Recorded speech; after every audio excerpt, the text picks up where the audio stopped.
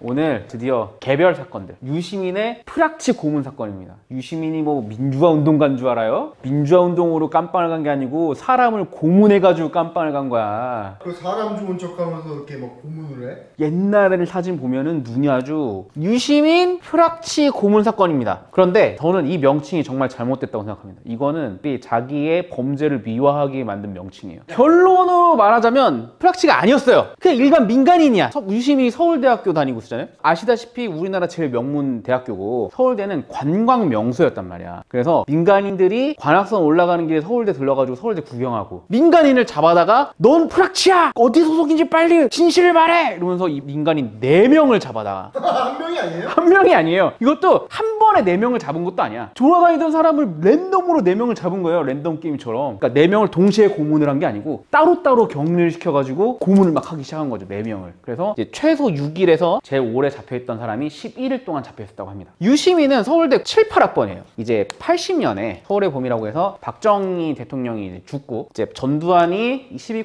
쿠데타로 집권하고 이제 광주 민주화 항쟁이 일어나기 전까지 이제 서울은 독재자가 죽었으니까 우리가 이제 민주화를 이룰 수 있겠다라고 하는 그런 이제 기대감 이런 걸로 가득 차 있어서 서울에 있던 대학생들이 다 모여가지고 민주화 구호를 외치는 그런 시기가 있었어요. 이걸 이제 전두환이 무자비하게 이제 때려 잡아가지고 이게 끝나는데, 뭘 무자비하게 때려잡아? 이따가 들어보시면 굉장히 무자비할 겁니다. 이 서울의 봄 때 유시민이 뭘 하고 있었냐면, 서울대학교 동아리회장 행보예요. 총학생회가 있으면 이 당시에는 운동권 단체들이 되게 많았단 말이에요. 그래서 별의별 단체가 다 있었어요. 총련, 복학생협의회, 복학생들이 뭐 이런 거래. 유시민이 서울대학교에 입학했을 때 복학생협의회장이 이해찬이었습니다. 근데 총학생회장은 국민의힘에서 그 당시에는 이제 새누리당이었죠. 국회의원을 했던 심재철. 80년대 이 서울의 봄 때 서울역에 모여가지고 시위를 하고 있었어요. 대학생들이. 그때도 이제 서울대가 짱이었으니까. 근데 이제 서울역에서 모여가지고 청와대로 진군을 합시다 뭐 이런 얘기 하다가 이 심재철이 쫄아가지고 이제 여기서 이제 해산을 시켜버려요. 시위대를. 서울대 학생회장이. 그래서 이거를 서울역 회군이라고 부르는데, 이게 언제냐? 5월 16일에서 5월 17일이에요. 날짜가 의미심장하죠? 그래서 이때 전두환이 서울역 앞에 있던 대학생들이 회군을 해서 각자 집이랑 대학으로 돌아가자마자 전격적으로 군을 투입시켜가지고 각 캠퍼스를 다 습격해가지고 전 운동권을 다 잡아갑니다. 뭐 심재철도 그때 잡혀가고 유시민도 그때 잡혀가요. 그 다음에 이때 이 소식을 미처 못 들은 광주에 있던 전남대에서 유일하게 시위를 계속했다가 이제 광주 민주화 운동이 이제 벌어지게 되는 거죠. 이렇게 해가지고 유시민이 처음으로 깜빵을 가게 됩니다. 그 당시에는 이제 녹화 사업이라고 그래갖고 운동권들을 잡아가두면은 그 운동권들을 강제로 군대를 보냈어요. 그래가지고 이때 유시민이 군대를 가게 된단 말이에요. 지금 군대를 가면은 정훈 교육을 잘 받고 그러면은 새 사람이 돼서 나오니까. 그렇죠. 그래서 유시민이 그때 녹화 사업의 대상자가 돼가지고 최전방으로 끌려가가지고 군 생활을 하게 됩니다. 자, 그래서 이제 복학을 하게 되는데, 그 당시에는 군대가 이제 3년이었잖아요. 그래서 84년에 복학을 하는 거예요. 84년에 복학을 하는데, 아까 제가 복학생 협의회라는 게 있다고 그랬잖아요. 이게 이해찬이 거쳐간 자리야. 그러니까 이게 어떻게 보자면은 서울대 운동권의 로열 로드 같은 거거든요. 총학생회장이나 이런 걸 한 다음에 군대 갔다 와서 복학생 협의를 하고 정치권에 진출하는 이 코스인데, 유시민이 당당하게 84년에 복학생 협의회장이 됩니다. 말하자면 총학생회장보다 복학생 협의회장이 대부분 학번이 높아요. 그렇겠죠? 군대를 갔다 왔으니까. 그래서 대부분 이제 복학생 협의회장이 조직으로 따지면은 원로원 같은 거야. 이때 이제 서울의 봄 이후에 전두환 정권이 각 대학교에다가 프락치를 엄청나게 풀어요. 이런 것도 어떻게 푸느냐, 다른 대학교 학생을 이제 포섭을 해가지고 서울대 학생인 척하고 다녀 이런 식으로 보내기도 하고, 아니면은 이제 경찰들이 소매치기나 잡범을 잡잖아요. 도둑들을 잡으면은 한번 봐주는 대신에 이제 캠퍼스에 들어가가지고 학생의 운동권인 척 해라, 그러면서 우리한테 정보를 갖다 줘라, 이런 식으로 섭외를 한단 말이에요. 그런데 보통은 뭐 그런 프락치들이 대학에 많이 들어가겠다는 거를 이 총학생회나 운동권들도 안단 말이야. 그래서 얘네들을 어떻게 그거를 판별을 해내냐면, 말을 걸어가지고 대학생밖에 모를 것 같은 그런 질문을 막 던지는 거야. 서울대학교 화학공학과 몇 학번입니다 이러면은 화학과 관련된 질문을 막 던져. 대답 못하면은 불합치인 거야. 그리고 뭐 인문대다 그러면 마르크스에 대한 얘기를 막 해갖고 대답을 못하면은 뿌락지를 잡는 거죠. 그런 식으로 했는데, 이 당시에 이제 유시민이 그 서울대학교 캠퍼스를 돌아다니면서 약간 행동이 어눌하고 이런 사람들 4명을 찍은 거예요. 근데 이제 그 사람들은 실제로 서울대생은 아니었어. 근데 다른 전문대학을 다니고 있던 학생이 서울대에 놀러 온 경우라던가, 아니면은 정말로 그냥 서울대 구경하러 온 민간인이었어. 그러니까 실제로 그런 프락치들이 있긴 있었는데 관심법을 써서 하나도 못 맞춘 거네? 한 명도 프락치가 없었던 거죠.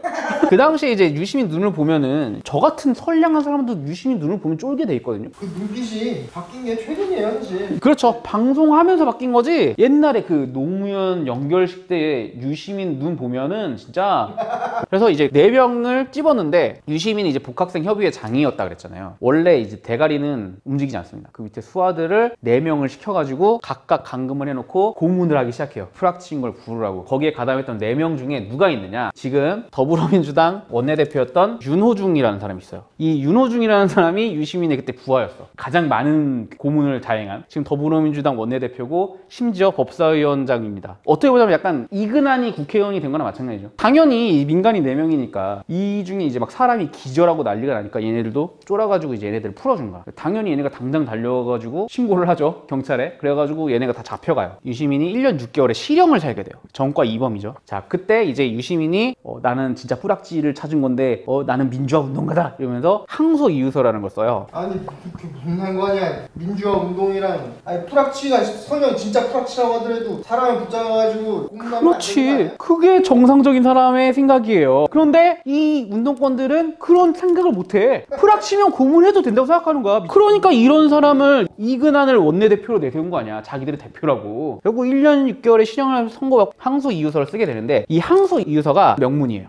그래가지고 이게 유시민을 띄운 거예요. 보통은 항소 이유서 그렇게 길게 쓰지도 않아요. 근데 구구절절하게 쓴 거야. 왜냐? 자기도 지가 잘못한 거 알아. 근데 항소를 하려면은 이유가 타당해야 되잖아요. 항소를 하려면. 그래서 엄청 구구절절하게 쓴 거야. 그래서 이게 이 항소 이유서가 명문이다 그러면서 이 운동권들이나 이제 사법부에 있는 재판관들이 막 돌려보면서 훗날 유시민이 작가로 밥을 먹고 살게 되는 디딤돌 같은 게 됐다. 그죠. 그런데 이 항소 이유서가 뭐 민주화 운동을 하다가 잡혀가지고 쓴 항소 이유서가 아니고 민간인들 고문하다 판사님 한 번만 봐주세요.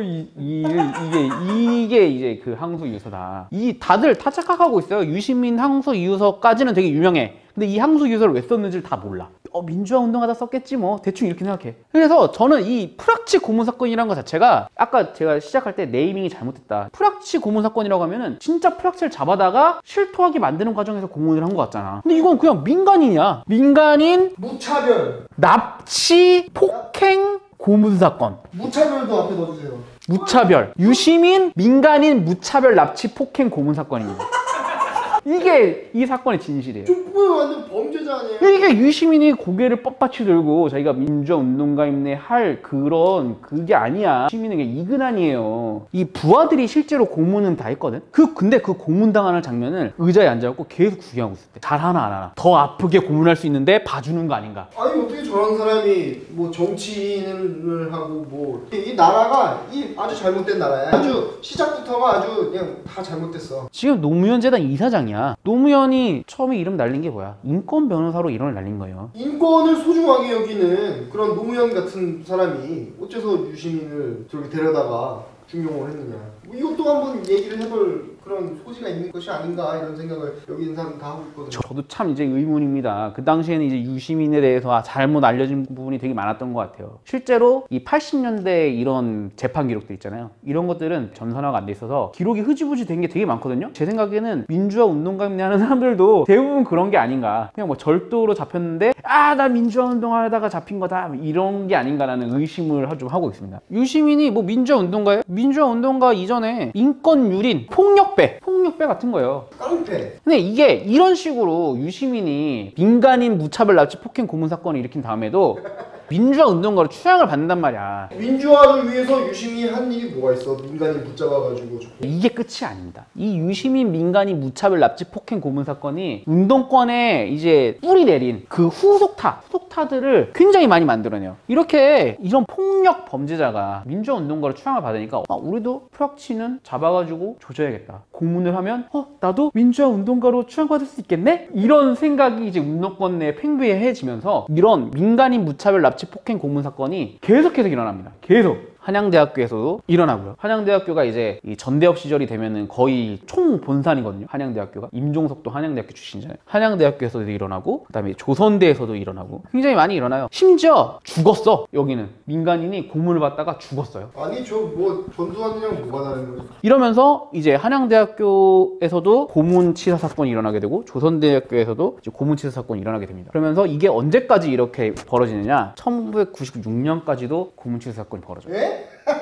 이게 말이 안 되는 것 같죠? 김영삼 때예요. 80년대나 있었을 것 같잖아요, 고문이. 실제로 전두환이나 노태우에 의해서 일어난 고문 사건은 80년대에 끝났어. 근데 운동권 고문 사건은 90년대 말까지도 일어났다. 단지 자기의 운동권 이명을 떨치기 위해서 지나가던 민간인을 붙잡아다가 풀악치라고 고문 끝에 치사 사건을 일으키는 거죠. 그 죽는 사람이 나왔다는 얘기는 안 죽고 고문만 당한 사람은 훨씬 많다는 얘기지. 저런 놈들을 어째서 이 나라에서 그냥 가만 놔뒀냐. 이 사람들이 왜 지금 고개를 들고 생활할 수가 있느냐? 이 사람들이 나중에 이제 DJ 때나 노무현 때 대부분 사면 복권이 돼요. 아, 사면 복권이 됐어. 네, 어이가 없죠? 고문으로 사람을 죽여도 되는 시대가 된 겁니다. 그러면은 이게 와. 분들이 이런 거를 모르니까 아니 실제로 이런 거 안 하고 진짜 민주화를 위해서 일을 하거나 노동자들의 권익을 위해서 일하는 사람들도 많아요. 그런 사람들을 뭐 하고 있느냐? 참전용사들이랑 똑같아. 그런 분들은 대부분 폐지 죽고 있어요. 그런데 이렇게 민간이 두드려 패고 주체상 받아들이자고 이런 애들만 지금 정치권에서 호의호식하고 있는 거야. 나쁜 놈들만 왜 잘 사는 그런 세상이 된 거야. 생각을 해봐. 이런 놈들이 착하고 성실하고 이런 사람을 추앙을 해줬겠냐고. 다 같이 추악해야지 자기가 티가 안 날 거 아니야. 그래서 이제 추악한 사람들끼리 모여가지고 정치권에 진출하기 시작한 거죠. 그 결정체가 이제 더불어민주당이라는. 그렇죠. 사실 제일 많이 모여 있는 거죠. 더불어민주당이. 거기 이제 친일파도 많잖아요. 더불어민주당의 뿌리가 친일파 정당이죠. 친일파 후손도 많고. 실제로 정당의 역사에서도 이 그렇죠. 민주당의 뿌리는 친일파 정당입니다. 친일파 정당인 해방 직후에 이제 한민당이라고 하는 이게 친일파들이 모여갖고 만든 당이거든요. 한민당이 민주당의 뿌리예요. 근데 이제 더불어민주당은 지금 그걸 숨기고 있죠. 당역에 가면은 딱 한민당만 빼놨더라고. 이게 지금 이 유시민의 이 민간인 무차별 납치 폭행 고문 사건의 실체입니다. 그 더불어민주당이 어째서 친일 정당인지에 대해서 간략하게 좀 이렇게 설명을 해주시면 좋을 것 같아요. 아, 민주당이 왜 친일 정당인지 이렇게 간략할까요? 저것만 얘기를 하면은 구독자분들이 좀 오해를 하실 수도 있을 것 같아서 그 뿌리가 어떻게 되고 왜 지금 병역 기피자나 친일파나 친일파 후손이 더불어민주당의 거의 대부분인지에 대해서 그걸 모르잖아 사람들이. 이게 참 저는 깜짝 놀랐어요. 사람들이 어떻게 그걸 모를 수 있을까? 아니 우린 다 아는데 왜 토착외구라는 말을 하면 국민의힘한테 뭐라고 할까? 토착외구는 저기 더불어민주당에 이제 다 있는데 그러니까요. 뭐 대대로 외구란 말이에요. 뼛속부터. 이 민주당의 뿌리에 대해서 잘 모르시는 분들이 많은가 봐요. 이게 더불어민주당이야말로 친일 정당인 이유. 친일이랑 정당 그 사이에 매국이라는 단어가 있으면 좋을 것 같아요. 매국이요? 네, 매국. 그러니까 나라를 팔아먹는다 이런 뜻이잖아요. 매국. 네. 그 나라를 참 알차게 팔아먹어 보면. 근데 약간 그러면 친중 매국 아닌가요 요즘에? 아니 친일, 친중 뭐 다. 근데 원래 친이라는 사람이 친중하고 그러는 겁니다. 그쵸? 예, 원래 그래요.